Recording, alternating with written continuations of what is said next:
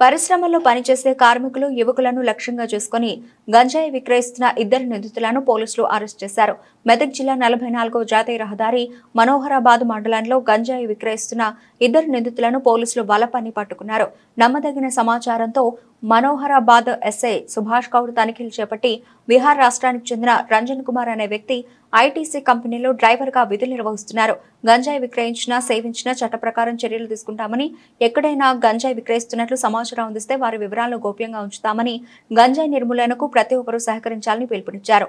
ఈ కార్యక్రమంలో DSP Venkatareddy, CI Rangakrishna, SI Subhash Goud పాల్గొన్నారు. ఈరోజు మార్నింగ్ మా ఎస్ఐ మనోహరాబాద్కి ఒక ఇన్ఫర్మేషన్ వచ్చింది.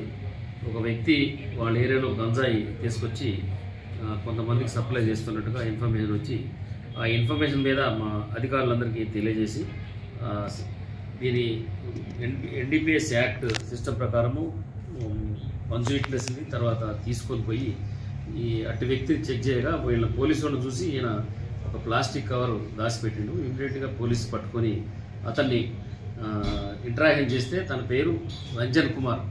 ఈయన ఐటీసీ కంపెనీలో డ్రైవర్గా పనిచేస్తాడు. బీహార్ స్టేట్ ఇక్కడ ఉండి వేరే వాళ్ళ ద్వారా గంజాయి తెప్పించుకొని ఈయన దానికి తాగుడు అలవాటు ఉంది. ప్లస్ ఈయన కూడా కొంతమందికి తర్వాత ఏం పని చేయట్లేదు.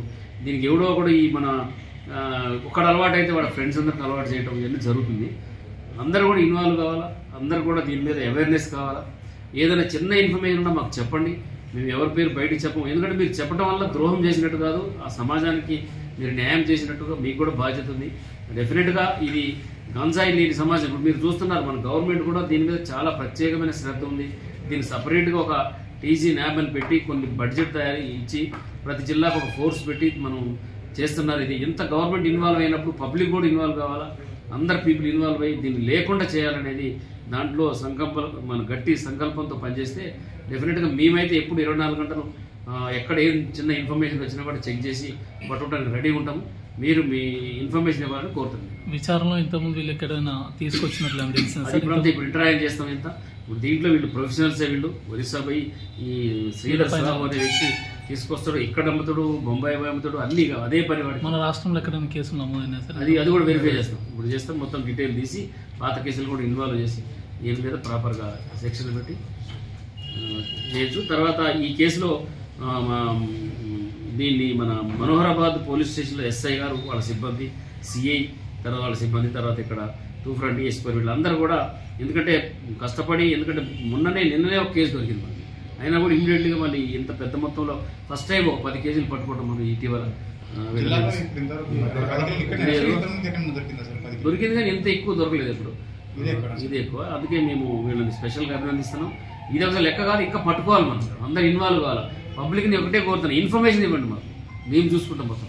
ఎందుకంటే ఇంతమంది ఇంత పెద్ద ప్రతి ఊర్లో ప్రతి ఏళ్ళు ప్రతి ఒక్కరు మాకు ఇన్ఫర్మేషన్ లేని వర్క్ చేయలేము. మేము మా లెవెల్లో మేము చేస్తున్నాం, కానీ మీరు కూడా మాకు తోడ్పాటు చేయాలని కోరుతున్నాం.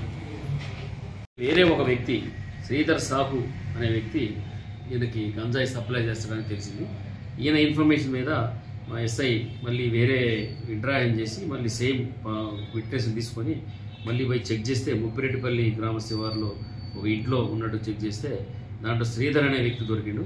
అతను శ్రీధర్ సాహు దొరికిండు. అతన్ని ఇంటరాక్షన్ చేస్తే అతని ఇంట్లో టోటల్ 6 చిన్న చిన్న కవర్స్లో దాచిపెట్టి బెడ్ కింద పెడితే వాటిని తీసుకొని చెక్ చేయగా 9 కేజీల 300 గ్రాములు దొరికింది. ఈ ఫస్ట్ వ్యక్తి దగ్గర 1 కేజీ దొరికింది. మొత్తం 10 కేజీల 300 గ్రాములు ఈ గంజాయి ఈరోజు సీజ్ చేయడం జరిగింది.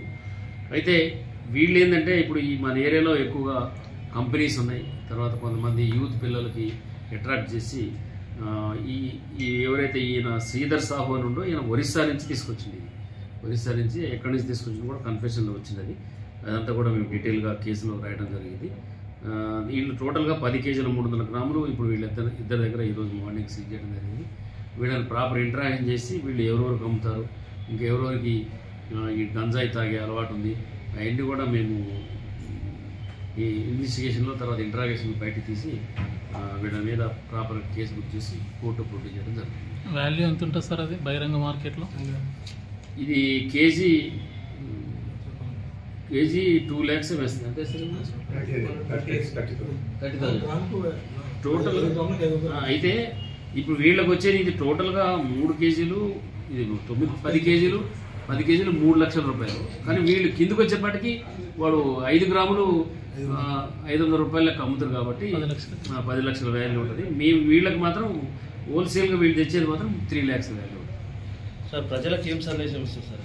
ఇప్పుడు మనందరం కూడా చాలామంది, నేను మీ ద్వారా ప్రెస్ మిత్రుల ద్వారా, తర్వాత ఎలక్ట్రానిక్ అండ్ ప్రింట్ మీడియా ద్వారా తెలియజేసేది ఏంటంటే, చాలామంది యూత్ మనం అనుకుంటాం ఎప్పుడు గంజాయి తాగుతారు అందరు చెప్తూనే ఉంటారు ఉత్తగా.